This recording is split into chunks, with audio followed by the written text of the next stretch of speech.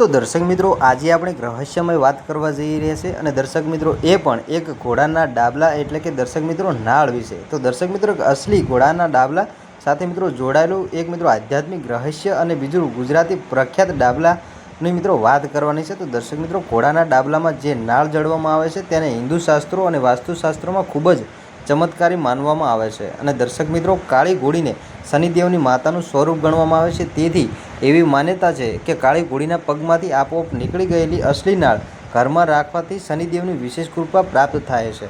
અને દર્શક મિત્રો, અત્યારે કે લોખંડ અને કાળો રંગ મિત્રો, લોખંડ ધાતુ અને કાળો રંગ બંને શનિદેવના પ્રતીક છે. તેથી કાળા ઘોડાના પગની લોખંડની નાળ શનિ દોષ નિવારણ માટે સર્વોત્તમ ઉપાય ગણાય છે. અને દર્શક મિત્રો, અત્યારે તમે મિત્રો જોતા છો કે ઘરે એટલે કે મિત્રો ઘરના જે મિત્રો જે ટોડલો હોય છે એના ઘરના ઉપર મિત્રો ઘણી જગ્યાએ મિત્રો આ ઘોડાની નાળ હોય મિત્રો ઉપર લગાવવામાં આવતી હોય છે. તો દર્શક મિત્રો, માનવામાં આવે છે કે જ્યારે ઘોડો લાંબા સમય સુધી દોડે છે ત્યારે તેના ડાબલા અને જમીન વચ્ચેના ઘર્ષણથી નાળમાં અપાર સકારાત્મક મિત્રો ઉર્જા ઉત્પન્ન થતી હોય છે.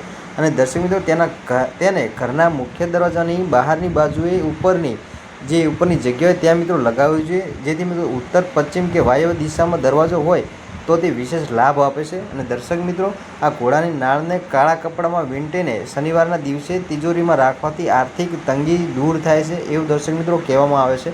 અને દર્શક મિત્રો, નાળના લોખંડમાંથી બનેલી વીંટી જમણા હાથની વચ્ચેની આંગળી પર જો પહેરવામાં આવે તો દર્શક મિત્રો એ સૌથી મિત્રો વધારે જે સકારાત્મક કહેવામાં આવે છે. અને દર્શક મિત્રો, અત્યારે જે ઘોડાની નાળ છે એ દર્શક મિત્રો ઘણી જગ્યાએ તમે મિત્રો જોતા પણ હશો અને દર્શક મિત્રો દરવાજા ઉપર લગાવેલી પણ હોય છે. તો દર્શક મિત્રો, વાત કરવી છે આપણે કે જે ઘોડાની નાળ છે એ કયા સમયે મિત્રો લગાવવી જોઈએ અને કઈ રીતે લગાવવી જોઈએ એના વિશે, એની મિત્રો શુદ્ધિકરણની વિધિ વિશે વાત કરીએ.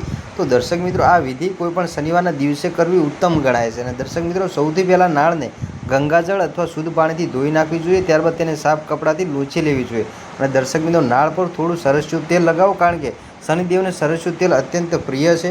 અને દર્શક મિત્રો, શનિદેવના મંત્ર ઓમ શન શયેશ્વર નામના 108 વાર મિત્રો એક માળા જાપ કરવા જોઈએ અને થોડો સમય તેને ભગવાનના ચરણોમાં રહેવા દો. તો દર્શક મિત્રો, આ હતી ઘોડાના પગમાં લગાવવામાં આવેલી નાળ વિશેની માહિતી, એટલે કે દર્શક મિત્રો ઘોડાના ડાબલા વિશેની માહિતી. તો દર્શક મિત્રો, આવી જ માહિતી મેળવવા માટે આપણી આ ચેનલને સબસ્ક્રાઈબ કરતા જજો, જેથી કરી આવનારા સમયની અંદર અનેકો બીજા વિડીયો મળતા રહે તમને સૌથી પહેલાં. તો દર્શક મિત્રો, આજના વિડીયો આટલી જ માહિતી. મળીશું આપણે ફરી એક નવા વિડીયો સાથે.